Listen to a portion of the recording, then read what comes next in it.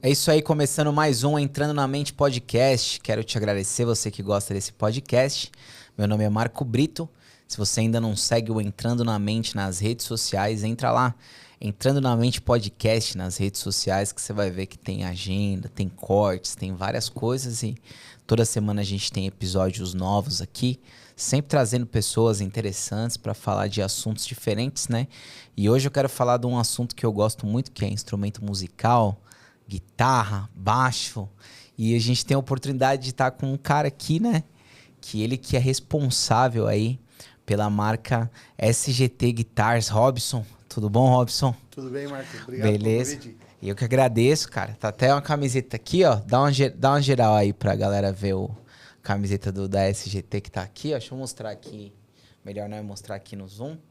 E vocês provavelmente já viram alguns artistas aí utilizando esses instrumentos, né? Tem o Duca Tambasso, da Oficina G3, o Thiago Skitter que veio aqui, o Zé Bruno, tanta gente utilizando aí o SGT, e hoje ele vai contar pra gente a história dessa marca aí, né, o Robson? É só colocar a camiseta e sair dando autógrafo, não. Não é aí, ó. Isso daí, quem sabe, será que eu vou conseguir tocar melhor depois de colocar ela? Vai saber. Ô, Robson, quanto tempo tem o SGT? A SGT está fazendo, esse ano 2025, está completando 10 anos já. É uma história muito legal do início da marca. E esse ano nós iniciamos um momento memorável de 10 anos. A gente sabe que no Brasil empreender não é fácil. Ter qualquer produto no Brasil é um grande desafio. Mas a SGT passou por algumas fases aí. E hoje esse ano estamos completando 10 anos com algumas ações aí que a gente vai divulgando devagar lá no nosso Instagram, no nosso site. Conceito de custom shop, né? Custom shop. Como Ou que funciona? guitarras de boutique, alguns pensam assim, guitarras de boutique também. Como que funciona isso, pra quem não entende sobre isso, assim? Assim, a SGT ela tem um conceito de custom shop um pouco diferente. Puxa só um pouquinho o mic mais pra perto. Isso, tá. boa. A SGT tem um conceito de custom shop um pouco diferente do que o mercado tem. O custom shop é aquela guitarra de altíssimo nível, só ferragens, baldeiras de altíssimo nível, acabamento. Entretanto, o custo ela acaba se tornando um pouco mais alto, porque é feita individualmente, uma guitarra. Então, tem aquela seleção de madeira para uma guitarra, um braço, né? Então, aquele processo que a gente chama de rosqueação de lâmpada, onde o cara vai ficar alisando a guitarra, vai fazendo carinho nela, que a gente chama o luthier, que leva 1 ano para fazer o instrumento, fica namorando ela ali, passa e faz um carinho, né? O processo custom shop é quase isso, né? É bem isso daí, assim, existe um romance por trás do custom shop. Embora a gente encare o custom shop de uma forma um pouco diferente, trazendo um processo um pouco industrial para dentro da área custom shop. Isso quer dizer que quando você faz a seleção da madeira, você não vai ligar para o fornecedor de madeira, vai pedir um braço cortado radial, já o blank da madeira cortado no radial, e você vai construir a guitarra daquele jeito, e o corpo, eu quero um corpo com peça única. Na custom shop industrializada, que é o nosso processo, a gente faz esse processo de tratar o instrumento com mais carinho, é um profissional que vai se dedicar para fazer aquele instrumento, mas ele vai fazer mais instrumentos de uma vez. Então, assim, quando a gente compra madeira, a gente não vai comprar uma madeira, um braço. A gente já vai comprar uma grande quantidade. E aí, quando você prepara a máquina para usinar aquele produto, você já pensa numa escala para usinar aquele produto. Então, isso você consegue ter um produto de valor mais acessível, porque você reduziu o teu tempo de produção, mas consegue manter a qualidade do produto final, que é o grande diferencial da SGT. Você tem um produto de alto nível, mas com valor mais acessível do que outras custom shop. É um valor mais acessível do que se ele mandasse fazer aquela guitarra, no caso. No nosso caso, ele pede para fazer, exatamente. Embora nós tenhamos diversos modelos, quando o cliente faz um pedido de um instrumento, aí vamos imaginar, ele pediu uma extrato branca. Então, e o braço dela é em maple, ou o corpo em alder, cedro, seja o que for. Então, quando a gente já vai fazer um corpo, qualquer que for da madeira, o profissional já vai preparar outros blanks de madeira para que ele possa usinar já aqueles blanks. Ou, às vezes, nós já até deixamos pré-usinados. pré-usinados não, a gente já deixou os corpos cortados, a madeira tratada, pronta, para se o cliente falar assim, eu quero HSS, eu quero HSH. O processo já está bem adiantado. Em alguns casos, onde o cliente pede algo extremamente específico, sim, aí vai ser construído totalmente do zero. Mas, via de regra, alguns modelos que saem bastante, que a procura é grande, a gente já procura deixar o processo adiantado para poder antecipar as entregas. Sim. Não é uma guitarra para quem tem aquele pensamento de quero ter a guitarra mais barata, né? Não. A guitarra, o instrumento Custom Shop, a guitarra ou baixo Custom Shop, o instrumento Custom Shop é para aquele músico que já saiu daquela situação de comprar aquela guitarra mais acessível, seja ela nacional ou seja ela importada, mas é aquele cara que está procurando algo a mais. Ele já quer uma guitarra em que já tem uma ponte de alto nível, já tem um set de captadores muito diferenciado, uma elétrica, o corte de madeiras do braço, ele quer um corte radial, ou ele quer usar um flamed maple que você não acha. Por exemplo, você não vai achar um instrumento de linha que tenha um braço de flamed maple. É difícil, né? Então, ele quer uma pintura diferenciada. Então, esse cara, ele não vai comprar um produto de loja. Ele vai lá na Custom Shop, ou às vezes ele vai no luthier, ou ele chega na Custom Shop, na SCT, ele conversa com o pessoal, eu tenho um projeto assim, assim, assado, vocês conseguem fazer? E aí a gente começa a desenvolver o projeto para ele, e aí para poder entregar o instrumento de primeira linha para ele. Sim, a SGT não é uma guitarra que a pessoa vai encontrar na loja, né? É só encomenda direta com vocês. Sim, né? No passado, sim, a SGT, a gente tinha diversos modelos de produtos em loja, e aí, quando eu fiz a aquisição da marca em 2018, eu parei com esse processo até para poder organizar, né? Quando você compra uma marca, eu comprei uma marca, né? E aí iniciou-se um novo CNPJ, montei uma fábrica e vamos iniciar a construção. E naquele momento, eu optei por não iniciar a distribuição para o lojista. Até porque eu precisava entender o negócio e mudar a linha, eu queria mudar a linha de produtos, então eu não coloquei esse produto em lojas. Hoje, são 7 anos depois que eu estou na marca, eu já começo a desenhar uma linha.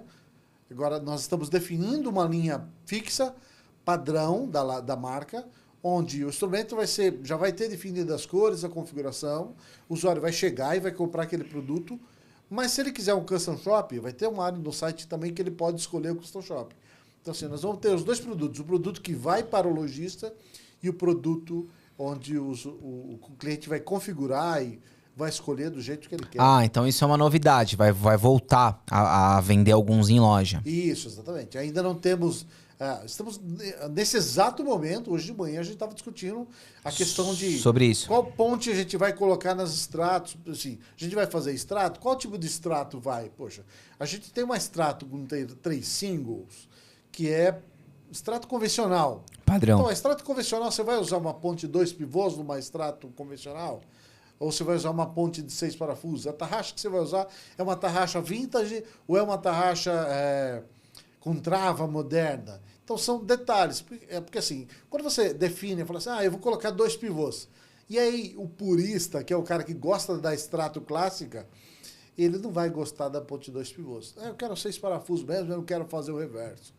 Tarraxa, eu quero uma clássica de extrato mesmo, que no caso a gente escolheu a SD91 da Goto, que ela tem uma haste um pouco maior e a cabeça é oval, então assim, é mais clássico de extrato. E os captadores também, a gente quer aquele tipo estralado de extrato dos anos 60, então esse por exemplo, é o modelo que a gente definiu. Agora, se o cara quer algo mais... Eu quero uma extrato, mas eu queria ela um pouquinho mais arrojada e tal, sem virar uma HSS, sem colocar uma Floyd Rose. Então a gente pode colocar uma 2 pivôs, uma tarraxa Goto com trava mais moderna, já coloca um captador HSS, e aí a gente vai ajustando a nossa linha para atender os diferentes segmentos, aos diferentes gostos.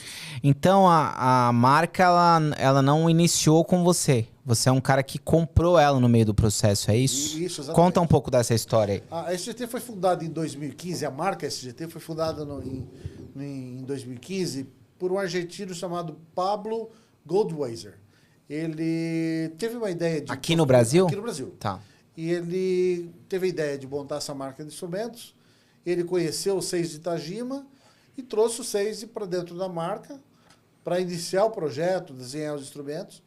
E o SASE trouxe o Leandro Alzac para dentro e aí começou-se a construir os instrumentos. E até então eu fazia parte do marketing da marca. Então eu fazia divulgação da marca. Na época eu tinha uma empresa chamada Meu Equipo, eu e mais 2 amigos, que o nosso conceito naquela época era montar um marketplace de instrumentos handmade. Até hoje não tem. Não deu certo. A nossa ideia era pegar todos, foi o que a gente fez na época. Pega várias marcas que produzem instrumento handmade, joga para dentro de um marketplace, né? E as vendas acontecem lá, porque a grande dificuldade do handmade é fazer a venda do produto, né? Então a gente concentrou ali dentro do portal, chamava meuequipo.com.br, e aí a pessoa comprava. A gente teve um resultado muito bom. E aí, por um desacordo comercial entre os sócios, eu fui o primeiro a sair da sociedade e eu cuidava. A gente fazia o marketing total da SGT. E aí, fazendo o marketing da SGT, chegou uma hora que eu via que a marca tinha um potencial grande de crescimento, mas em virtude do Pablo ser um cara que tinha outros negócios também, não conseguia focar na marca. Isso é fogo, né? Ele não conseguia focar na marca. E aí eu cheguei um dia e fiz uma proposta para ele. A princípio ele não gostou da proposta. De eu vender Imagina. a marca para ele. Falei assim, vende a marca para mim. Não, você tá louco? Eu falei, então, ou você fica e eu saio, ou você sai e eu fico. Mas numa boa. Naquele momento, numa boa, ele me xingou e tal. E aí, argentino, né? Já imagino que é mais. É muito gente boa, mas na época ele ficou bravo. E aí eu tava num evento, eu sou publicitário, eu tava num evento no dia de um cliente, e aí toca o meu celular. Vamos conversar? Eu falei, vamos. E aí ele veio no evento e tal, a gente conversou, falei qual era a minha ideia, fiz a proposta para ele, e aí fiz a proposta de comprar a marca, falei assim, eu vou comprar a sua marca, vou iniciar uma nova fábrica, seu CNPJ vai ficar aí, você encerra o CNPJ, faz o que você quiser. As marcas, ele tinha, as máquinas eram particular dele, não eram da empresa. Então eu comprei novas máquinas, montei uma nova fábrica. E como? Você tinha esse conhecimento? Eu tinha conhecimento de indústria, não de construção de guitarras. Eu sou publicitário e formação industrial. Ah, Meu não pai sabia. também de formação industrial. Ah, não sabia. Então eu tenho esse know-how. Só não tinha esse know-how com guitarra. Mas a minha área técnica... Você sabia mais ou menos o que precisava para construir. Eu tenho conhecimento técnico total na área industrial. Aliás, uma questão muito mais técnica do que um instrumento musical. Você imaginava quais eram as máquinas, Sim, você sabia exatamente. tudo. E aí, quando veio a guitarra, é questão de você adaptar o seu conhecimento. Então, assim, eu trabalhava na indústria, você trabalha com precisão de milésimo, De de corte, centésimo sim. e tal. Agora, quando você chega na guitarra, a precisão muda, né? Então, para mim era tranquilo, né? A questão de adaptar, entender os Pintura. processos. Entender os processos, exatamente. Pintura, entender os processos, entender madeira. E aí, com o tempo, eu mergulhei. Aquisição das peças, que é chatinho, né? Exatamente. O Brasil é muito deficitário em produção de matéria-prima para instrumentos no Brasil. O que vem de fora? O que vem de fora, hoje em dia, tudo. Tudo, né? Tudo. Porque se a gente parar para pensar assim, nós temos fabricantes de captador no Brasil? Temos. Mas os fios dos captadores são produzidos no Brasil? Não. Os ímãs dos captadores são produzidos no Brasil? Não. Os covers dos captadores são produzidos no Brasil? Os de metal, não. Os de plástico, alguns produzem. Porque é injeção, molde para injeção. Que, aliás, era a minha área. E aí você começa... Aí o pessoal no Brasil faz. Temos a Malagoli, a Customai, Perfectone, Cabreira, entre outras marcas. Eles produzem e fazem produtos de excelentíssima qualidade. Não devemos nada para nenhuma marca internacional. Os haters, onde eu olho na câmera ali, falam, nós não devemos nada para nenhuma marca nacional. Mas eu gosto mais do Dimarzio. Eu falo assim, você gosta porque você olhou um modelo X da Dimarzio. Assim como o Dimarzio timbra melhor. A questão não é Dimarzio timbra melhor. Aquele modelo da Dimarzio, ao seu ouvido, teve um timbre melhor. Entendi, mas os captadores nacionais estão pau a pau. Para mim, eu já vi, em termos de acabamento dos captadores nacionais, os captadores, eles dão uma surra em muitos captadores gringos. E aí, para quem conhece tecnicamente, E aí eu tô falando para quem conhece tecnicamente, para quem entende da questão de fio, de imã e tal. Os acabamentos dos captadores nacionais, eles são muito superiores a muitos captadores gringos. O processo de fazer o carinho, lembra que eu falei do Custom Shop, de fazer o carinho com o instrumento, de falar, passar a mão, fazer um agrado, acorda de manhã, dá bom dia para o instrumento e tal. O cara que faz o Custom Shop, o captador hoje, é quase isso, é uma paixão. O cara faz aquilo porque ele gosta, não faz aquilo porque ele vai ficar milionário, não. Ah, Não, sim. É tipo a indústria do cinema, né? É quem é apaixonado pelo negócio, né? Exatamente. Porque assim, é legal de você ver. Seja Cabreira, Customize. Customize tá do meu lado lá, então eu tô sempre Sérgio Rosar, né, também. Sérgio Rosar. Eu falo da Customize porque o Anselmo tá do lado de casa lá, então toda hora eu tô lá na oficina. Mas o carinho e a busca por informações, e em buscar algo diferente, em criar um produto diferente por todos os consultores, é muito legal. Então, é apaixonante você entender o que esses caras estão fazendo. E alguns querem crescer e se tornar grandes marcas, outros não, querem manter daquele tamanho, mas fazendo com a maestria, com a qualidade que eles se definiram. Assim, poxa, meu produto vai ser esse, daqui para melhor, não quero escalar, eu quero atender o público. E você utiliza captadores das marcas ou a SGT tem captadores próprios? As duas situações. Nós temos captadores próprios em que algumas marcas produzem para a gente pediu, passa umas especificações, a Customize foi, acho que, a que mais produziu captadores para a gente, a Malagoli também já fez isso no passado. Tem alguma coisa que a gente mandou produzir na China, China não, na Coreia. Aliás, para quem não sabe, a Coreia é responsável por grande produção. A maior parte das marcas de guitarras no mundo, os captadores são produzidos na Coreia. Não sabia. Tem até a marca nacional que diz que produz aqui, mas na verdade produz na Coreia. Então, isso é diferente você. É preciso entender que assim, existe uma diferença entre produto chinês e produto coreano. Existe uma diferença de preço, acabamento e qualidade final.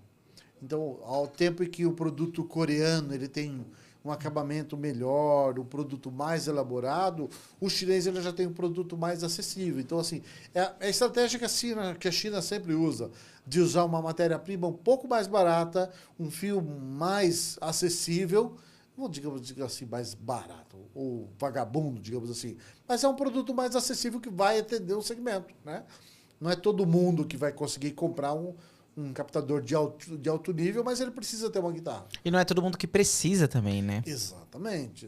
Um cara que tá começando a tocar hoje, ele não precisa de uma guitarra dessa, né? Exatamente. Às vezes o pessoal me fala assim, Robson, o pessoal no atendimento tá vindo perguntando se a CGT tem guitarra de entrada.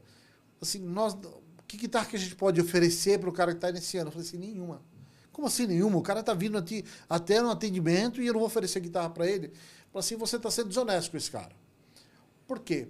Porque esse cara está iniciando agora e como todo mundo que está iniciando, pai que está comprando um instrumento para um filho, você não sabe se esse cara vai continuar. Então você vai oferecer uma guitarra de 10 mil para esse cara, para o pai comprar, o pai que está ralando, também sou pai, tenho 3 filhos, já passei por essa situação de querer o instrumento do meu pai, e aí você vai forçar e colocar na cabeça do cara que ele tem que comprar um instrumento já de alto nível, que vai facilitar o aprendizado e tal. Isso é um fato, mas assim, se ele começar com uma guitarra mais acessível, mais simples, né, ele vai subindo, é um degrau. Se você tocar com uma guitarra de corda mais alta, quando você pegar uma guitarra de corda mais baixa, tua mão vai fluir, uma maravilha. Assim. Eu passei por isso. Quando eu comecei, minha guitarra parecia um berimbau. Eu tinha uma guitarra, uma Charvel, só que não. Era uma Charvel feita por um chileno. Charvel? Eu não conheço essa. Não, Charvel, não conhece a Charvel? Não. Charvel é uma marca muito consagrada. Charvel, legal. Tem o modelo Charvel Sandibas, que é muito utilizada. A Iron Maiden utiliza. Então, assim, é legal, guitarra incrível, só que a minha não era uma Charvel. Sim. Era uma Charvel, só que não. Tava escrito o logo. Tava escrito Charvel. Tava escrito Charvel. E na ponte era uma ponte de alumínio que o cara fez, uma ponte de alumínio. Era uma espécie de Floyd Rose de alumínio. Os captadores não sei o que era. E a altura da corda era muito alta. Assim. Você acabava de tocar, parecia que você estava tocando com arame farpado. Terrível. Mas aquilo me proporcionou a fazer com que a minha tocabilidade, quando eu pegasse uma guitarra melhor... Você voasse. Tava brincando. Sofri aquilo lá. Então é o que eu falo pro pessoal. Não adianta você oferecer uma guitarra caríssima para um pai que está querendo um instrumento de entrada para o filho, sendo que pode ser que depois, amanhã, ele não continue. Uma boa resposta é assim, quando alguém pergunta qual instrumento eu devo começar. Qualquer um, até você conseguir saber a diferença. Até você conseguir perceber a diferença. Porque... se ele ainda não sabe nem a diferença, né, é porque, cara, qualquer um serve pra pegar ali as primeiras notas, né, as coisas e tal, né. E uma coisa interessante da sua história também é que você já fez aula com uma galera aí conhecida, né, Robson? Sim, eu fiz aula com o Afran quando o Afran tinha conhecimento, não era conhecido nada no mercado. Não tinha nem gravado nada ainda? Não tinha gravado Naves Imperiais, o primeiro disco... que era com a Charvel amarela. Ah, você tá falando na verdade... Ele teve uma Charvel ou não? Não era Charvel. Eu acho Burn, era né? uma Ibanez amarela. Ah, Ibanez, tá. Uma Ibanez Frangambali. Tá. Amarela. Aliás, um abraço, Juninho. Ele tinha essa Ibanez Frangambali amarela e foi na gravação do disco ainda, Naves Imperiais. E aí quando me apresentaram, eu era um baterista. Eu era baterista. Ah, não sabia. Eu morava em Americana. E aí, meu pai tinha uma banda de sertanejo para tocar em boteco, assim, né? E aí, meu pai comprou... Eu lembro que meu pai comprou 3 pedal da Boss. E aí, meu pai saía para trabalhar e ficava as guitarras, uma Giannini Stratosonic. Boa, né? Que era boa, né? Sim, era legal naquela época.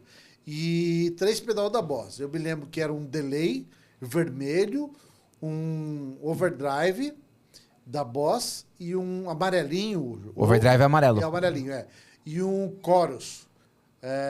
O chorus era azul e o delay era vermelho. Cara, eu via o guitarrista que tocava com meu pai tocava guitarra também, né? E eu vi o guitarrista tocando, e ele fazia cada coisa com aqueles 3 pedais, né? Falei, deixa eu pegar a guitarra e ver o que esses pedais fazem. E aí pegava lá, não saía nada. Só fazia barulho, mas eu achava legal aquele barulho, né? Então meu pai saía trabalhar e eu ia lá no fundo, no estúdio lá. No estúdio era uma salinha. Ligava as guitarras. Ligava as guitarras, ela ficava fazendo barulho. E aí um dia eu vim para Sorocaba, eu morava em Sorocaba antes de ir para Americana, tinha uma família em Sorocaba. E aí fiquei Americana, e aí um dia eu vim para Sorocaba na casa do meu primo, né?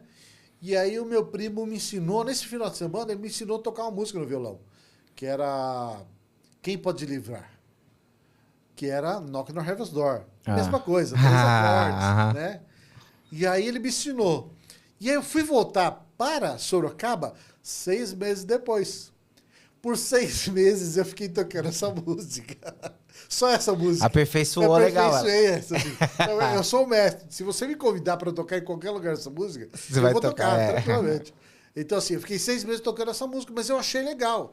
E aí depois escutando Guns, eu me lembro do tributo a Freddie Mercury, onde aquele sonzão, os caras tocando guitarra e tal.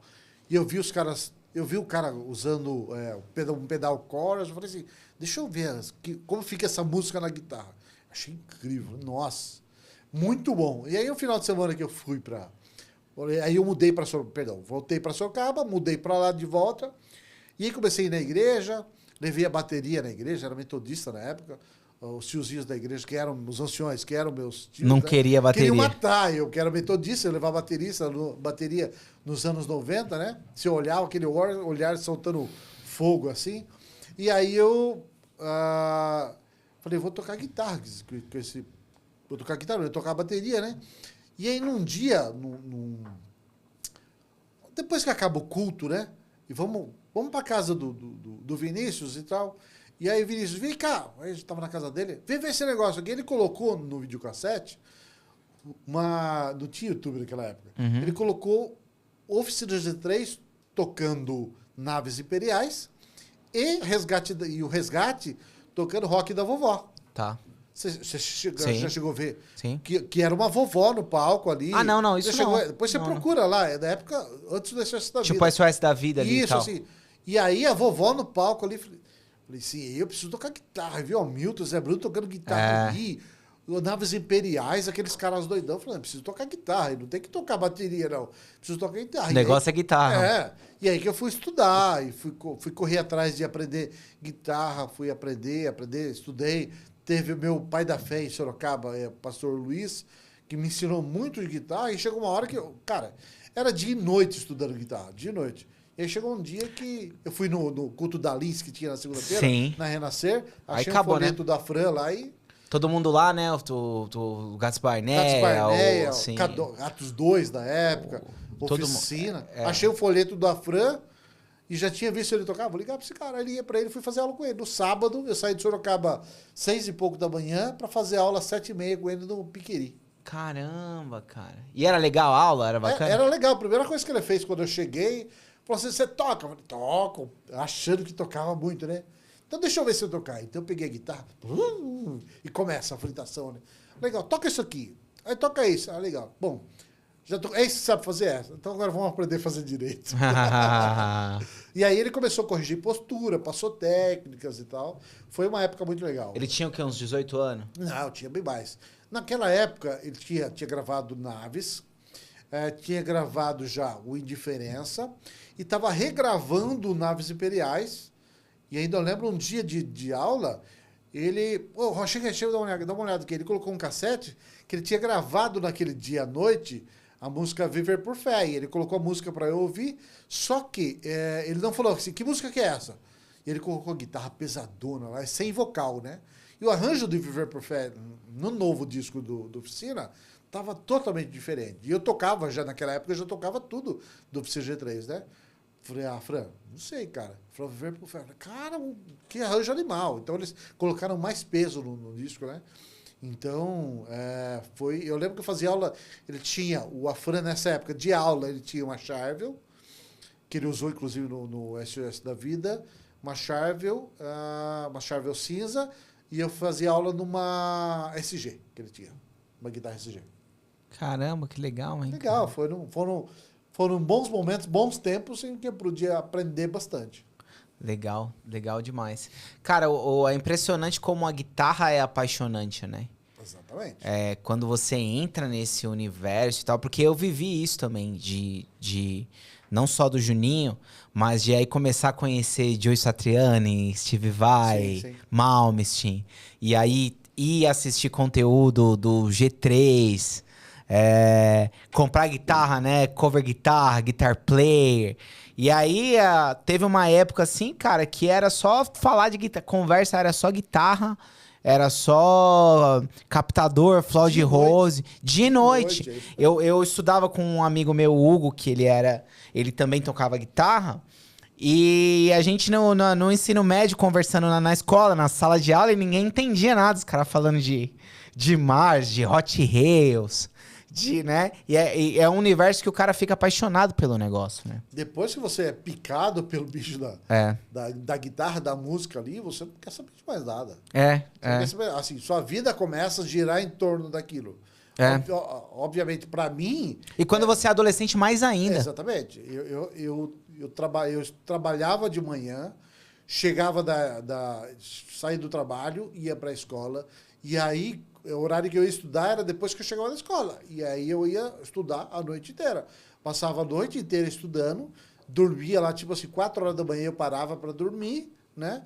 Dormia um pouco, porque de manhã cedo meu pai estava saindo para trabalhar. Meu pai era o cara que, assim, se eu tivesse na porta de casa na hora dele sair, eu ia junto. Se eu não tivesse, ele ia embora. Sozinho. Ia embora. Quantas vezes eu não fui a pé para o trabalho e era longe? Eu fui a pé para o trabalho porque eu não estava no horário lá. E muitas vezes era porque eu estava estudando. Meu pai talvez assista hoje. Muitas vezes eu não fui, pai. Enquanto muitos estavam na bagunça, né? Eu estava lá estudando guitarra. Aí a primeira guitarra que você teve foi essa Charvel... Isso foi depois. A minha primeira guitarra foi uma Magnus. Aliás, antes de ter essa guitarra, eu não tinha guitarra. Então, quando eu fui tocar na igreja, que eu falei assim, vou ter que tocar guitarra. E eu lembro que eu só emprestava instrumento. E eu lembro que tinha um evento da igreja, e aí eu falei, emprestei uma guitarra de um amigo. Eu falei, presta a guitarra para mim, empresta, para poder tocar naquele louvorzão, né? E aí, ensaiamos no sábado, e aí fomos embora para casa e deixamos os instrumentos da igreja. A guitarra, todo mundo deixou os instrumentos, mais o pedal. E aí no domingo, a hora que eu chego para tocar na igreja, cadê a guitarra? Eu não tinha guitarra, a guitarra que eu emprestei tinha sido roubada, mas os pedaizinhos do meu pai estavam lá.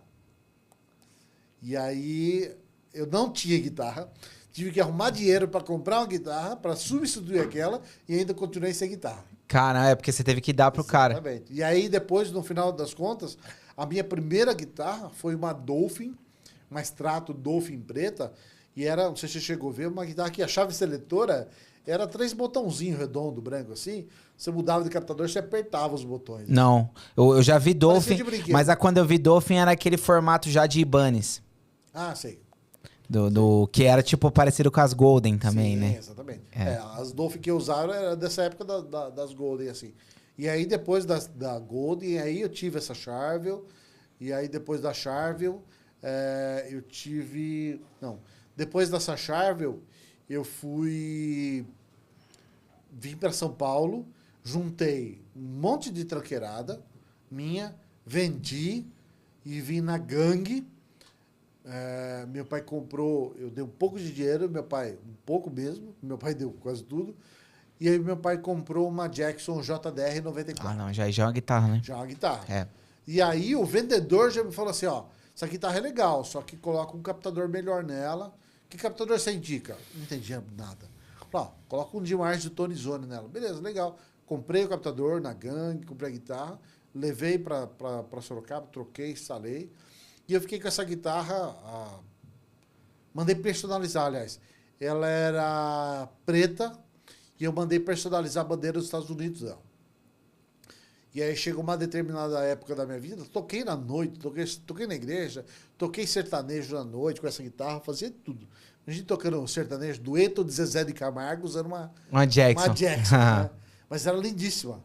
E aí chegou uma época da minha vida que eu tive que vender essa guitarra porque passava necessidade mesmo. Assim, eu tinha meu menino que tem 25, vai fazer 25 anos agora, tinha pouco mais de um ano, eu estava passando uma situação de dificuldade na vida. E eu acabei vendendo essa guitarra, vendi ela, um ampli da Pivey e uma pedaleira RP7 valvulada.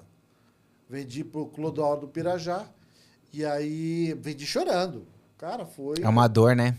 Foi uma dor para mim vender aquele instrumento lá. E ela foi o símbolo do meu fracasso ali. Há 23 anos, mais de 23 anos, ela foi o símbolo do meu fracasso. E aí, muito tempo depois, eu fiquei 10 anos sem ter uma guitarra. Porque tinha condições mesmo. Caramba! E eu saí de Sorocaba, vim para São Paulo, eu larguei totalmente a música. Eu fui ganhar dinheiro. Virei publicitário, fui trabalhar nas grandes agências do país, fiz muita coisa grande, ganhei prêmios, focando na área de publicidade. E aí chegou uma hora que eu já comecei a ganhar dinheiro, comecei a conquistar minhas coisas e tal. E aí, quando eu voltei para Sorocaba, e aí eu falei assim, preciso achar aquele cara que comprou, o Clodoaldo Pirajá, o luthier. Preciso achar aquele cara que comprou. A minha esposa foi atrás, perguntou para alguns amigos e tal. Ela tentou conversar com comprar esse cara, ele não quis vender. Não quis comprar, vender a guitarra? Ele estava com ela ainda, uns 15 anos depois. Não quis vender. E aí, depois de um tempo, quando eu acho que 18 anos, eu liguei para ele. E aí eu falei, Pirajá, me vende a guitarra. Aliás, acho que com 16 anos eu liguei para ele e falei, Pirajá, me vende a guitarra. Ele falou assim, ainda não é hora, Robson. Aí eu falei, cara, como assim não é hora, cara? Eu falei, não, ainda não é hora. E aí eu até me emociono, porque ela foi o símbolo do meu fracasso e como símbolo da minha vitória, eu precisava ter ela de volta. E quando foi com 18 anos que ele estava com aquela guitarra, eu liguei para ele. Falei, Pirajá, me vende a guitarra. Ele falou assim, chegou a hora. Nossa, cara. Caramba, velho. Eu me emociono porque ao tempo que ela foi o símbolo do meu fracasso, ela foi o símbolo do meu sucesso. Eu falei assim, eu te vendo ela de volta. Fui lá, comprei. O dia que eu fui pegar essa guitarra de volta, mas chorei que nem criança. Minha esposa se emocionou e tudo e tal. E eu peguei a guitarra. Peguei a guitarra do jeito que eu vendi para ele há 18 anos. A guitarra ficou guardada, ele usou, cuidou. Super conservada. Conservadíssima. Eu peguei ela já com ele, já faz acho uns 4 anos. talvez 4 ou 5 anos, e está guardada até hoje do mesmo jeito. Eu não uso ela, está guardada. É o meu troféu, está guardadinha lá. Mas ela foi do símbolo do meu fracasso ao símbolo do meu sucesso. Porque assim, eu já tinha comprado a SGT.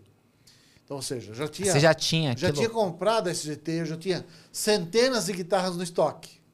Imagine assim, você tem centenas de guitarras no estoque, mas elas não fazem a mínima diferença se você não tiver aquela guitarra. Não, mas o que eu penso assim é como a vida é uma coisa maluca, né? Porque você teve que vender tua guitarra porque você tava passando necessidade e você não sabia que um dia você ia ter uma marca de guitarra. Exatamente. Você entendeu? Houve uma época que você não podia ter uma guitarra. Não tinha condições. Mas lá na frente você teria uma fábrica de guitarra. Quem ia imaginar? Cara, isso não é loucura, a vida? É loucura. Vida. É Deus. Deus faz isso na vida da gente. Para nós que somos cristãos, é um processo em que nós precisamos passar. Naquele momento, era um processo que eu precisava passar. É um processo de necessidade que eu tinha ali, de amadurecimento, de entender, de sacrifício. Eu fiz um sacrifício daquela vez. Em detrimento do sustento da minha família, Sim. do meu filho, eu abri mão daquela guitarra, né? Chorando, com dor e tal. E Deus me abençoou. Sim. Tantos anos depois. E eu vou te falar. O dia que eu peguei essa guitarra, meu pai ficou sabendo, obviamente, que eu tive que vender e ele ficou muito triste. E o dia que eu peguei essa guitarra e levei pro meu pai, cara, eu cheguei no meu pai, falei, meu pai, eu fui no churrasco da casa dele, uma bag de guitarra assim, eu abria, falei, pai, vem cá, deixa eu mostrar um negócio pra você. O que foi? Aí eu peguei, fui abrindo assim, meio que tentando segurar o choro. Eu abri, no que eu abri e coloquei na mesa, cara, nossa, meu pai chorou.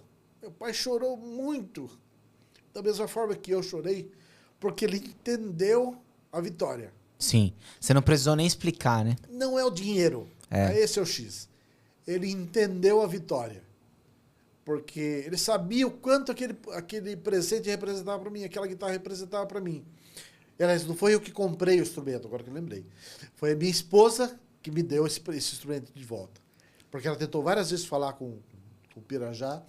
E aí, quando ela me ligou, falou assim, liga para ele e fala que eu quero comprar o instrumento de volta. E aí eu liguei. Eu estou lembrando agora que minha esposa faz totalmente diferente. Da mesma época, mesmo jeito em que ela sofreu comigo naquela época, ela também se alegrou. Então, o dia que eu tirei aquele instrumento da bag e mostrei para o meu pai, eu lembro a cena até hoje, meu pai caindo de joelho, agradecendo e chorando. Chorando e agradecendo a Deus pela vitória que o filho dele teve naquele momento. Então, para mim, é algo que eu vou levar para a eternidade. Vou levar para os meus filhos. O dia que eu morrer, meus filhos vão levar. Vou fazer questão que eles guardem, não vendam. Não vai valer nada para o mercado. É uma Jackson. Você vai lá, você compra uma Jackson daquela lá por 2, 3 mil, você compra, deve comprar uma daquelas no mercado, mas o valor que tem aquele instrumento, para mim, é muito maior que qualquer outra coisa. Sim. E Deus me abençoou ao ponto de um dia eu não ter condição de comprar uma guitarra, depois chegar ao ponto de eu ter uma fábrica de guitarras. Deus é bom demais. Loucura isso, cara. Loucura. Você acha que esses momentos... deserto que a gente fala, né? Eles são essenciais, assim, necessários na vida? São. Eles fazem parte do amadurecimento, né? Eu acho que quem não passa pelo deserto, quem não passa pela luta, não valoriza. Não valoriza, não entende o trabalhar de Deus. Durante toda a nossa caminhada, a gente passa por N pedras. O que a gente tem que fazer é passar por cima das pedras, mas a gente tem que saber que elas estão por ali. E elas estão ali e podem te derrubar. Se você se importar que elas estão ali no caminho, né? Elas podem te derrubar. Então a gente precisa entender que essas pedras do caminho, elas servem para deixar a gente mais forte, deixar a gente mais esperto. Poxa, tem uma pedra ali, eu vou desviar, vou passar por cima, né? Uhum. Deus vai estar sempre do seu lado ali, te auxiliando, te dando sabedoria nos momentos mais difíceis. O cara precisa entender que isso faz parte, né? Faz parte. Isso vai proporcionar um crescimento. É óbvio que não deixa de ser uma dificuldade, não deixa de ser triste, não deixa de ser pesado, não deixa de ser um fardo difícil de carregar. Mas, ao mesmo tempo que Deus dá o fardo, ele nunca dá um fardo maior que você vai conseguir carregar. Ele sabe, né? Ele só está te preparando ali. Ô, Robson, e como é que foi... quando que o negócio começou a engatar, assim? Qual que foi a tua estratégia quando você entrou na SGT? Quando eu entrei na SGT, a estratégia, eu comecei a fazer diversas mudanças que eu vi que a marca não tinha. Eu cheguei, não tinha um case na marca, os instrumentos não tinham um serial. Eu olhava o produto da televisão, que muitos artistas viam na televisão, ninguém conseguia enxergar o logo da marca. Tá. Mas não por causa do formato. Porque foi desenvolvido na época, e ainda essas guitarras estão no mercado, um logo em que ele refletia de acordo com a luz. Segue o conceito de Fender, que tem uma linhazinha prata e tal. Só que conforme você olha na televisão, você não sabe que guitarra que é, porque a luz do cenário pega no headstock e você mata a marca. O certo é ele ser fosco, né? Exato. Então, assim, quando eu percebi, eu falei assim, caramba, toda hora o produto tá na Globo, tá na SBT, tá na Record, tá no palco. E não dá pra ver. Não dá pra ver. Falei assim, eu tô com mídia, toda hora eu tô com mídia do instrumento na televisão e eu não consigo enxergar. Então, assim, parei, falei assim, é aquele tempo de você parar e analisar tudo. A gente tinha uma loja na Teodoro Sampaio, né? E aí você começa a fazer o papel do gestor. Você começa a colocar na ponta do lápis tudo, né? E começa a analisar. E aí eu comecei, falei assim, deixa eu tirar a loja da Teodoro, porque... Tinha uma loja da SGT? Uma loja só da SGT. Não sabia disso. Sim, a gente tinha uma loja na Teodoro Sampaio. Então só tinha instrumento SGT. Então, porém, Teodoro Sampaio, sabe que hoje em dia a Teodoro Sampaio tá voltando aos poucos, né? Mas naquela Não época, é o que já foi, né? não é o que já foi. Naquela época também era ruim. Assim. Eu sempre costumo falar que na Teodoro Sampaio, se você ficar lá, capaz de passar um feno, assim, tocar musiquinha, né, de faroeste, porque é vazio. Extremamente vazio, né? O pessoal que tá lá ainda é guerreiro, né? Mas era realmente, eu analisei números, né? A venda acontecia legal, era um bom point, mas não achava que era relevante para manter. Tá. E aí fechei a fábrica, parei de trabalhar com lojista, falei assim, deixa eu redefinir algumas coisas, né? Para redefinir e aí começar a organizar. E aí comecei, coloquei serial, defini o serial nos instrumentos, defini o case, coloquei mais produtos da linha, que a gente não tinha só tinha um baixo, só tinha jazz bass de 4 cordas, mas não tinha mais nenhum outro baixo, não tinha nenhum artista de baixo. Então eu falei assim, baixo, o que pode trazer para o time? E aí você começa a conversar. Alguém dos artistas, o que você pode trazer para o time? Aí o Hamilton falou do Duca, e aí eu chamei o Duca para bater um papo. Falei assim, você tem interesse em trabalhar com a gente? Falei, preciso conhecer o instrumento de vocês. Chamei o Duca, dei o baixo para ele e falei, toca e vê se você gosta. Era um jazz bass da época. Toca e vê se você gosta. E aí comecei a fazer um movimento em cima da marca de organizar as coisas, né? Organizar processo interno, organizar modelos e tal, para aí a marca começar a crescer e crescer estruturadamente. Organizar os prazos de entrega que eram muito complicados na época. Antes de eu assumir, você não conseguia entregar instrumento no prazo. Aí o cliente ficava bravo. Quanto tempo demora hoje em dia, por exemplo, para entregar uma guitarra? Hoje nós pedimos um prazo de 180 dias. Tá. Demora 180 dias para fazer? Não demora. Acontece o seguinte... 3, 4 meses, demora um pouquinho, né? Acontece... Hoje o processo de pintura é o mais moroso. Aí você fala assim, tem aquele luthier que me entrega em 60 dias. Cara, 60 dias você vai fazer uma pintura que vai baixar. Passa um tempo ali, você vai fazer a pintura, e a pintura vai baixar, vai começar a marcar, vai parecer madeira. Dá para entregar? Sim. Faço uma guitarra na CNC. Hoje está pronta, uma semana está pronta, e eu já pinto e já te devolvo, está pronta no mês que vem. Se a gente quisesse fazer uma guitarra hoje, em uma semana eu te entrego a guitarra pintada. Faço isso, sem problema nenhum. Só que o que acontece? A madeira não respirou. Então, assim, não tem um processo adequado. Né? Então, como existem diversos pedidos de instrumentos, tem outros instrumentos fazendo, né? E o Custom Shop não é algo que você vai pegar 500 corpos iguais e fazer, né? Todo mundo quer um xuxinha, um detalhezinho, quer uma frutinha, né? Um frufruzinho. Cada um quer colocar o seu detalhe. E esses detalhes acabam sendo demorados. Então, se o cara pegar para fazer só um instrumento, o processo em tese é rápido. Só que aí a tinta vai ser um processo que não vai ficar adequado, né? A madeira não vai respirar o tempo adequado para você fazer. A gente gosta de usinar, deixa o instrumento parado, descansa a madeira, para ela estabilizar. O negócio é uma obra de arte. É uma obra de arte, exatamente.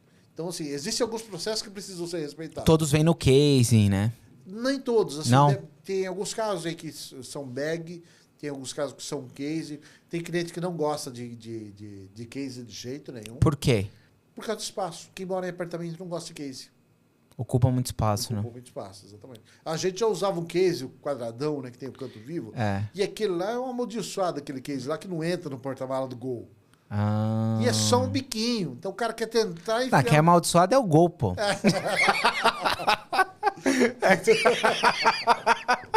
Não, eu tinha um Gol que entrava, que era o Gol BX ar, aquele quadrado assim.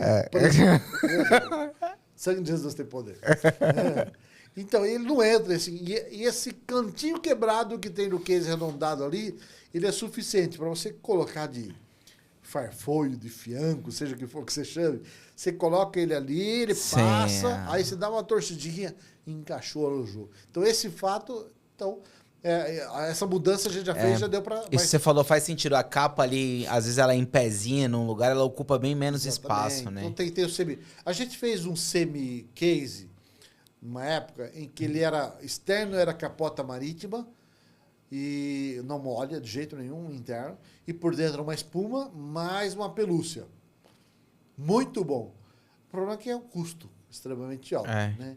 E aí a gente estava numa época que o custo disso daí... Para despachar é só com case, né? Para despachar é bom com case. Né?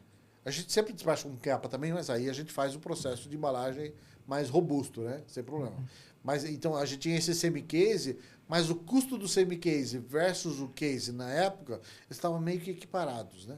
Então não valia a pena, o pessoal queria o case. Então a gente parou de produzir, trabalho para produzir a capota marítima, que ela é bem grossa, não rasga, não quebra igual a maioria dos cases que você já viu, dos bags que você já viu. Já viu que o pessoal faz de lata e quebra? Já. Então esse não, ele é tudo entrelaçado por dentro da capota, né, marítima.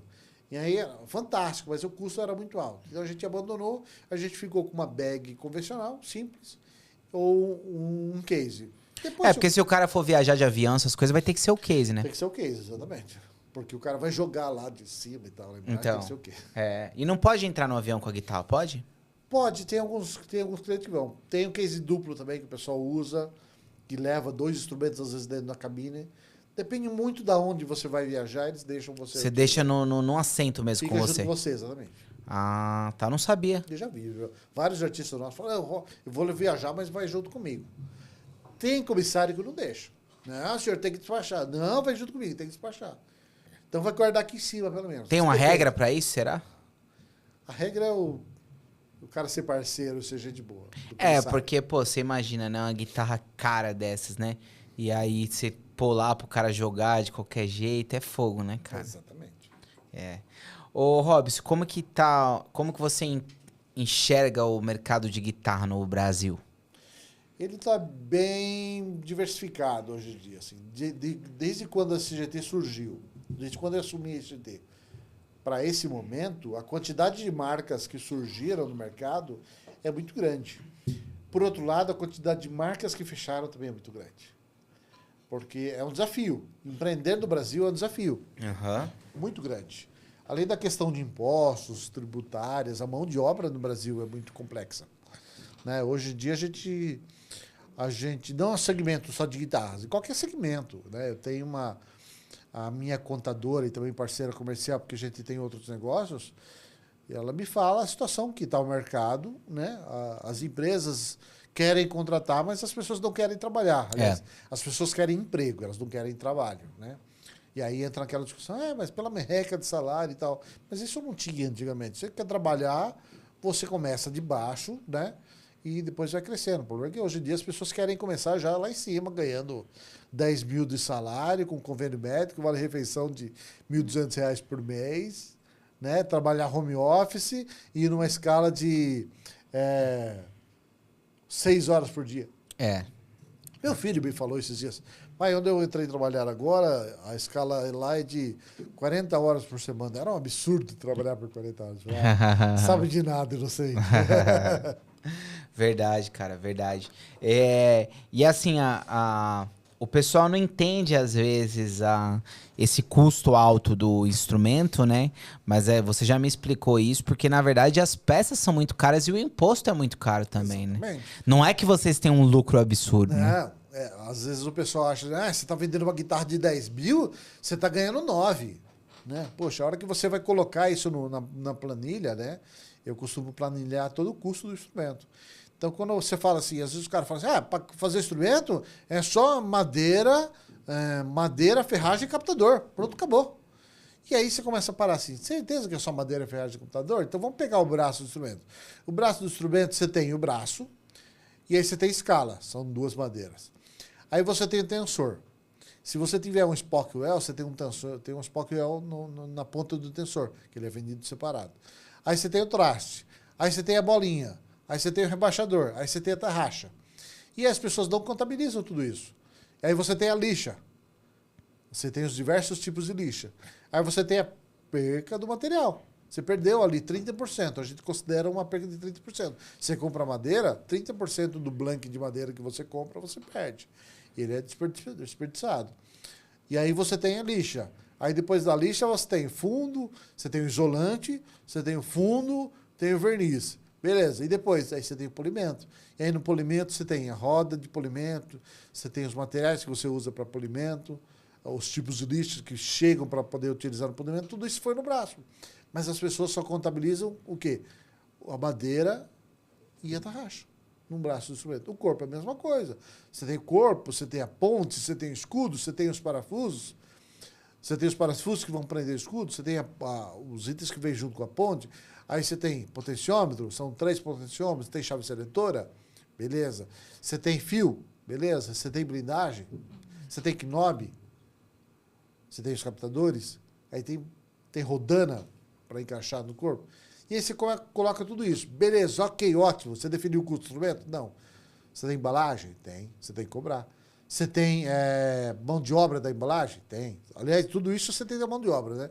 Mas vai embalar? Tem. Você tem o custo da mão de obra que vai embalar, você tem a fita que vai embalar os instrumentos, você tem o plástico, você tem o papelão, você tem o combustível que vai ser para levar o instrumento na transportadora, você tem a nota fiscal, você tem o sistema que paga a nota fiscal. E o imposto altíssimo. Né? Você tem o imposto altíssimo.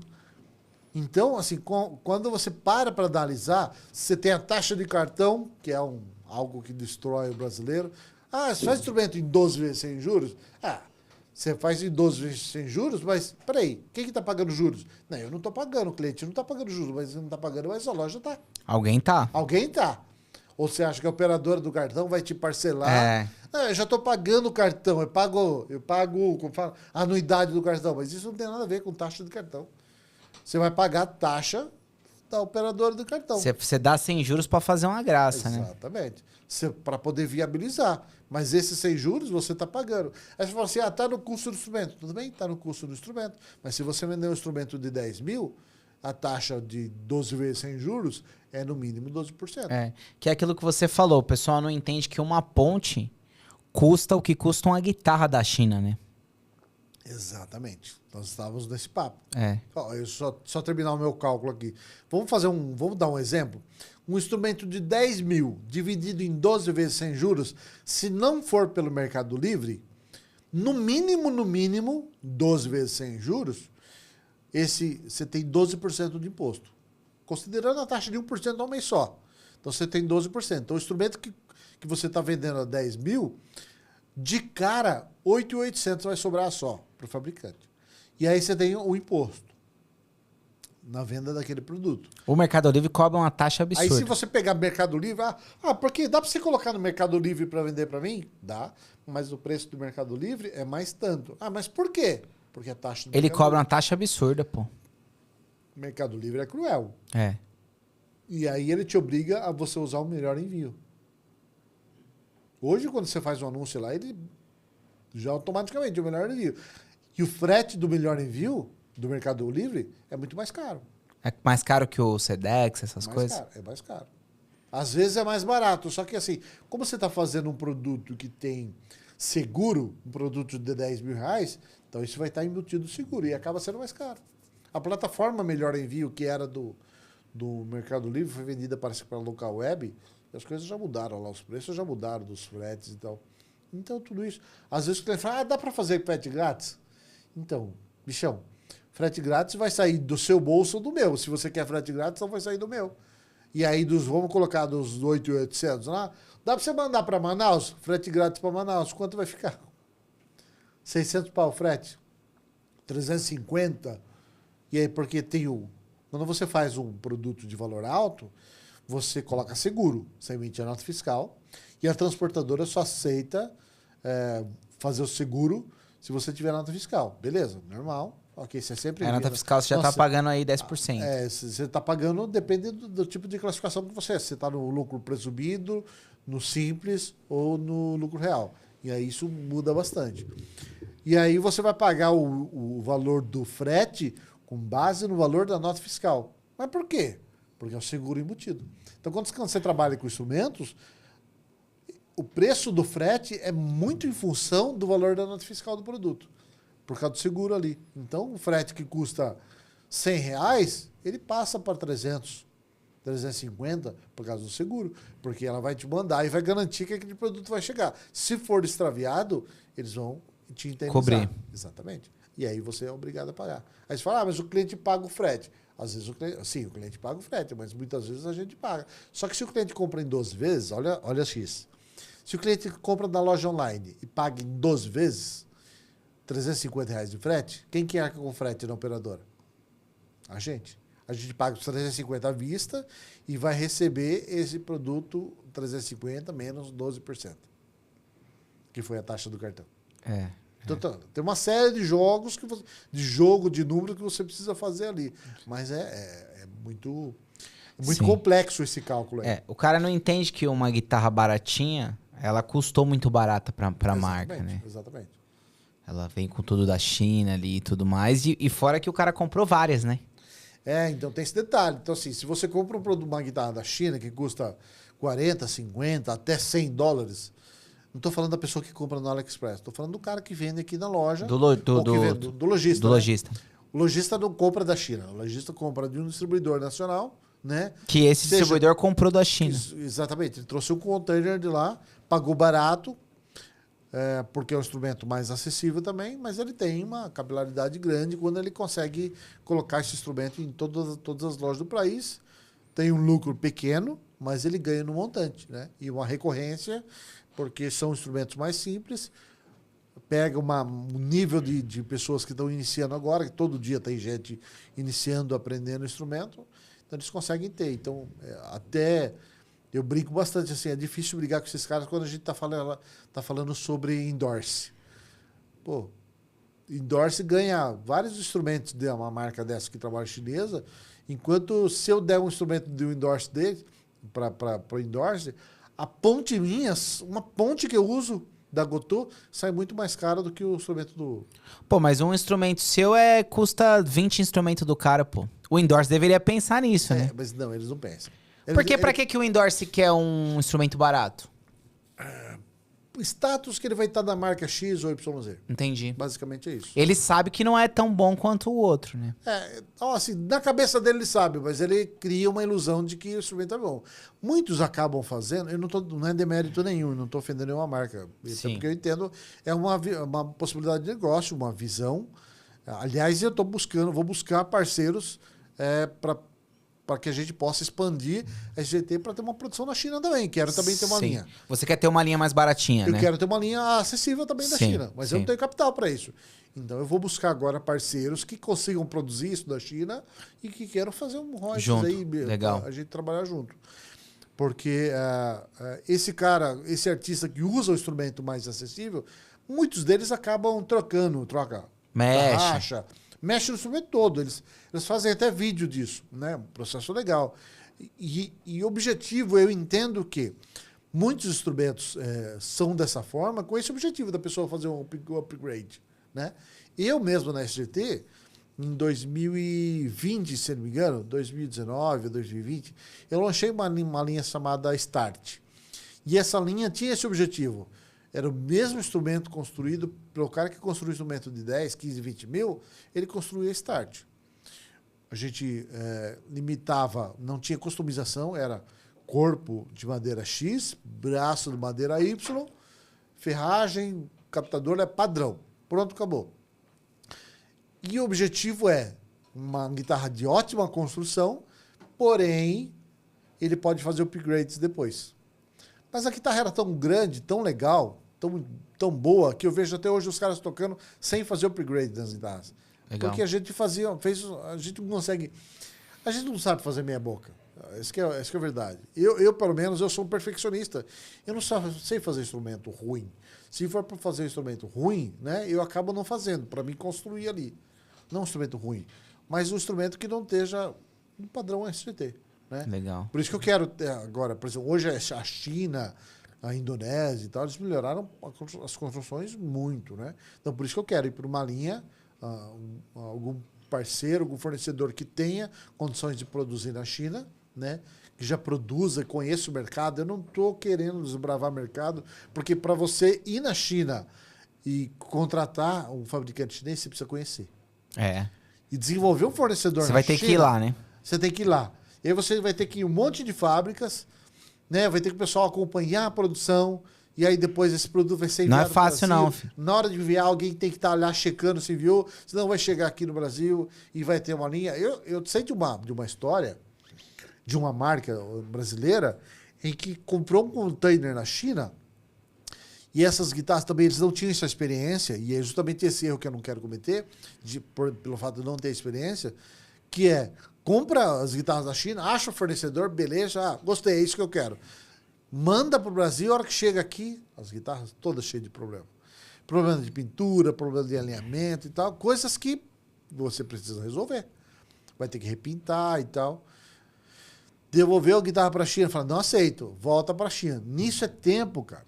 Tempo é dinheiro. Então é tempo que esse instrumento demorou para vir do Brasil de navio, volta para a China de navio, consertar esses produtos, volta para o Brasil de novo, chega aqui, tudo cheio de problema de novo. Caramba. Entendeu? Então, isso é um tempo. Isso torna o preço do produto que era para custar R$ 1.500, o produto vai e volta, tempo. Daqui a pouco já não está compensando mais. Não está compensando mais. Então, esse erro que eu não quero cometer.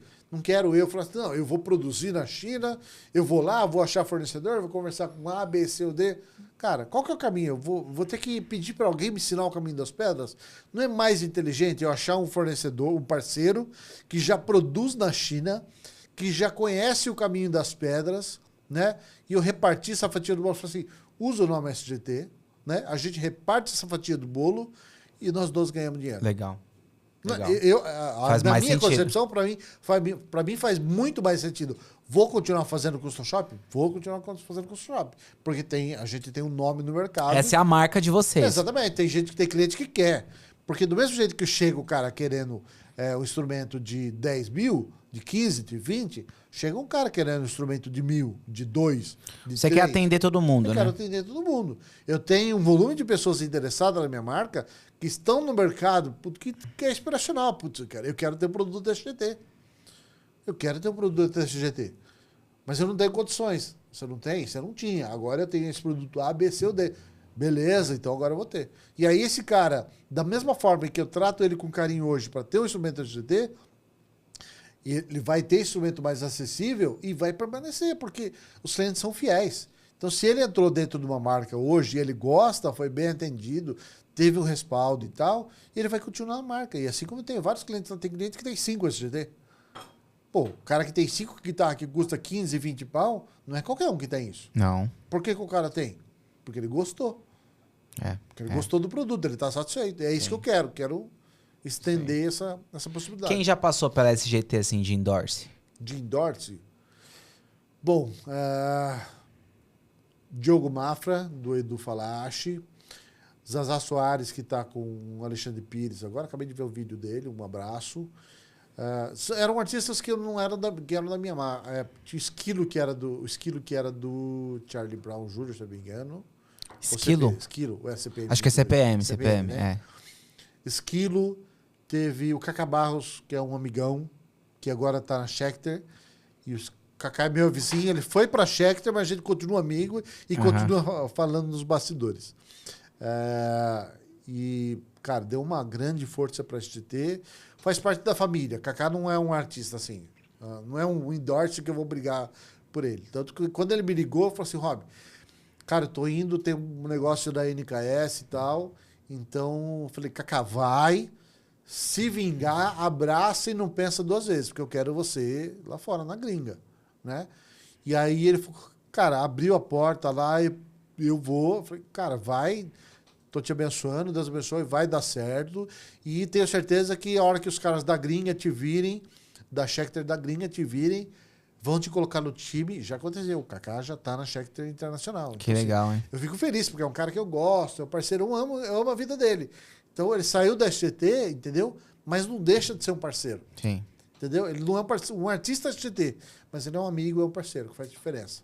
Entendeu? PG ainda usa o baixo nosso, mas ele foi agora pra corte. Deixa eu ver, quem mais? Daniel Pax. Daniel Pax foi, né? Foi também. Teve uns 2 baixos, eu acho, né? Uns 2, 3, Não, teve um baixo só. Teve um, acho que um verde, não era? Tocou. Daniel Pax. Acho que tem... Deixa eu ver quem mais. Aí tem os que estão, né? Que é o Resgate, né? Tem Resgate, é o Zé Bruno e o Hamilton. Duca Tambasco, o Thiago Skitter, que é do Thales Roberto. Sim. E faz também com a Priscila Alcântara. Sim. Gui Ferreira, que toca com o padre... Poxa, esqueci. Aquele padre que toca sertanejo, esqueci o nome dele. Eu não sei o nome também. É, muito legal. E ainda falei com ele essa semana. Tem Roberto Angílio, que estava tocando com o Juliano Legal, Som. legal. Sei quem que é. Conhece? Sei. Roberto Juliano Som. Deixa eu ver. Vini Ferrari, que é um monstro. Vini Ferrari, ele faz uma gig com um monte de gente. Toca absurdo, cara. O Afran vive comentando os vídeos dele, é muito legal. É? Legal. Exatamente. E a gente tá num momento agora, me perdoa, o Klein, do Traje Rigor. A guitarra do Klein foi a guitarra que eu fiz.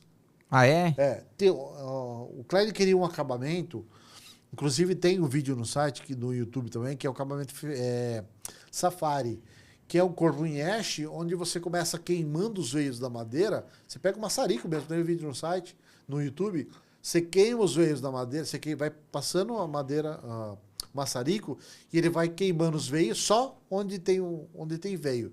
E ele fica o veio mais escuro. E aí ele queria uma guitarra relicada, mas algo diferente. Então eu criei esse projeto, ele gostou, eu também gostei pra caramba, e ele usa até hoje os nossos instrumentos. Aliás, já tá na hora de fazer outra guitarra pra ele já. Que legal, então tem o Klein.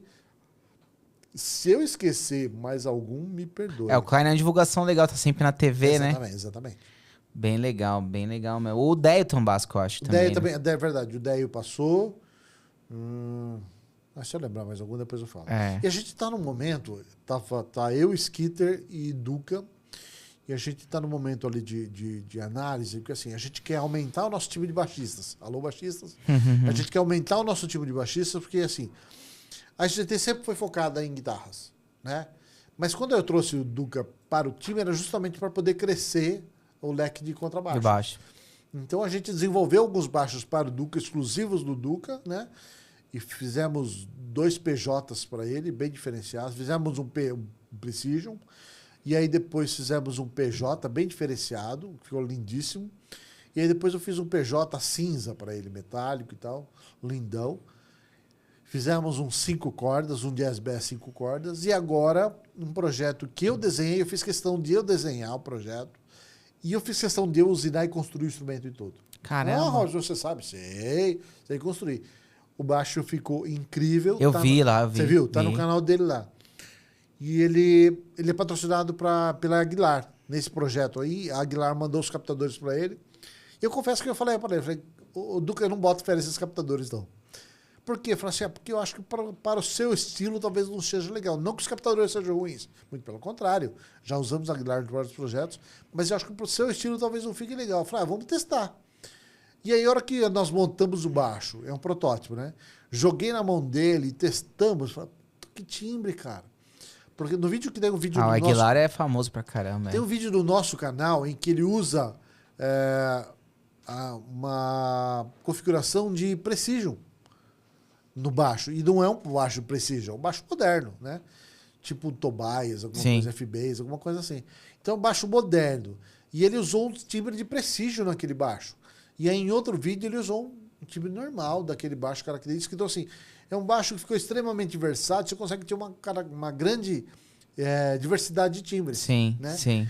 E aí, conversando com o Duca, eu falei assim, a gente precisa aumentar o nosso time de baixistas e agora a gente precisa trazer alguns baixistas e estamos na busca, né? E aí você olha nos comentários, já escreve um baixista que você goste, que queira estar na CGT e cutuca ele lá. Fala assim, tem que ir para a CGT. Legal. É o que a gente está buscando. E não só baixista, como guitarrista também. Né? Então, como saiu algumas pessoas do time, né? E eu quero trazer outras pessoas para o time, porque ninguém melhor do que o cara que usa o instrumento para falar, né? Eu tô sempre mandando pro Robson lá. É verdade. Eu vejo alguém bom, mando pra ele lá. Né? Então, assim, principalmente as meninas, né, Robson? Tem um monte de menina arrebentando, né? A Naomi Tambasco, Uhum. que o Duca falou, que eu vi a Naomi tocando baixo do Duca. Ela tocou até no show da oficina mesmo. Ela tá tocando, na tour. Ela toca na... E, cara, uma tranquilidade. Se eu estivesse tocando baixo ou guitarra junto com a oficina G3... minha mão não saía nada, parecia que eu tava fazendo Paul Gilbert. Assim. Não, porque eu tava tremendo todo. E ela, cara, numa tranquilidade. Falei, não, tá nervosa? Não, tô bem. Numa tranquilidade para tocar, cara. Falei assim, caramba, como que essa menina tem essa tranquilidade? Sim, e ela já tem uma pose de artista, assim, uma personalidade, né? Exatamente. Ela tocou bem, e aí a gente começou a olhar... as meninas, né? Esse público. Esse público de Naomi, quem ela segue, as pessoas que estão... eu acho que tem uma baixista que é a menina que incentivou ela, que acho que é a... Rangel. Acho que tem uma... A Lana, não é? Não. Esqueci o nome. A De Leones. Isso. Então, esse povo... Então, assim, a gente quer ver agora que esse pessoal quer vir para esse GT, né? Que quer... O objetivo da gente trazer esse artista, quando a gente traz um artista, é para que... as pessoas que seguem esse artista, isso vale para qualquer marca, as pessoas que seguem esse artista vejam o instrumento que ele está utilizando, se interessem, veem que tem um bom resultado e comprem o produto, né? E geram um brand em cima da marca. Então a gente quer trazer esse pessoal, mas eu, como missão de vida, eu fico muito feliz quando eu vejo um instrumento meu no altar sendo utilizado para adorar a Deus. Então, assim, por isso que às vezes a gente tem mais cristãos no time do que tem a ver com os valores da marca. Né? Exatamente. Mas isso não quer dizer que no secular não tem que ter, como tem, normal, né?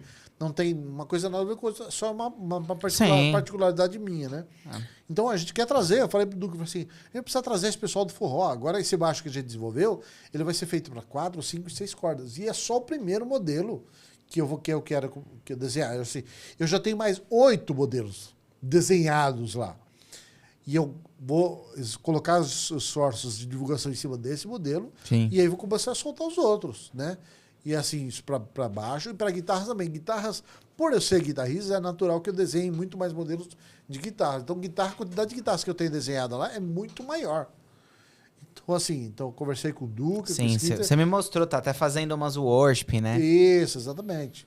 Com 2 cordas só. E brincadeira. 2 cordas e um monte de efeito. Não, de zoeira never ends. O efeito já na guitarra. Você compra um pedal e já vem o shimmer embutido.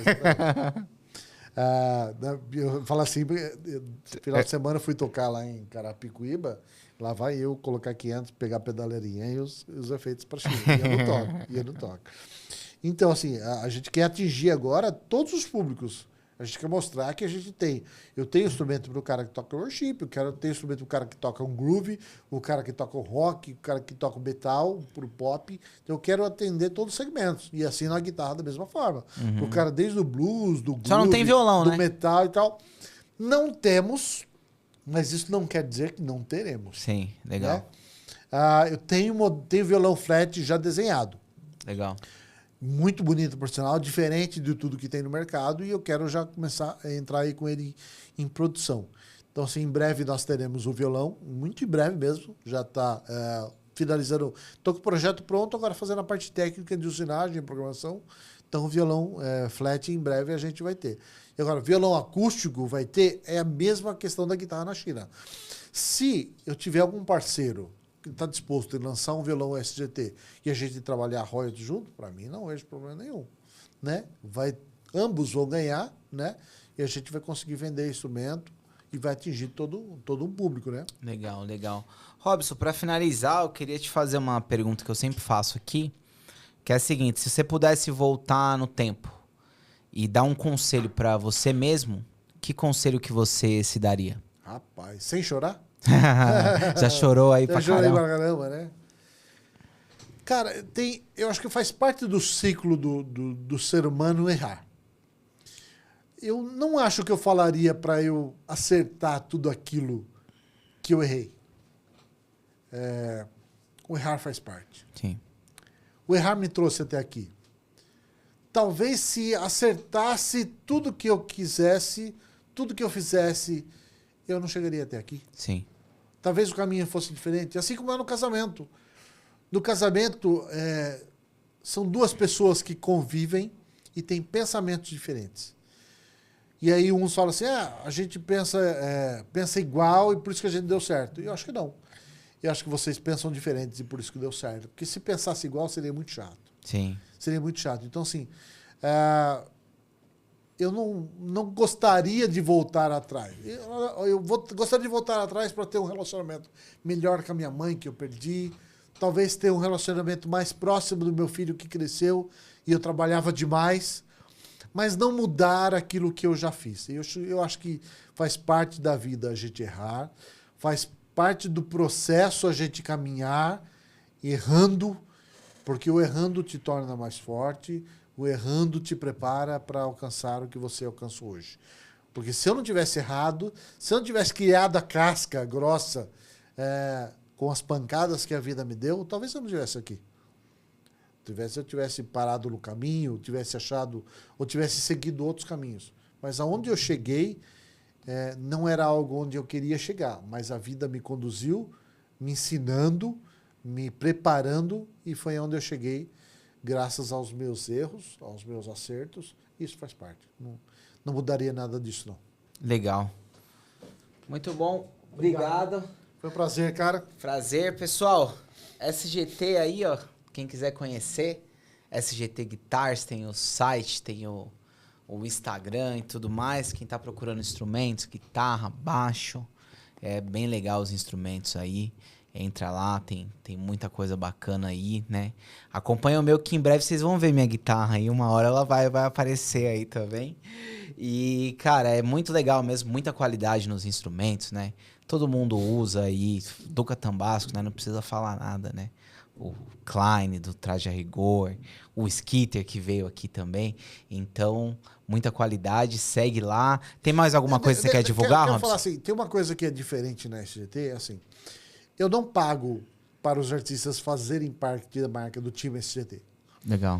Diferente de algumas marcas, os artistas não têm um salário para divulgar o meu instrumento.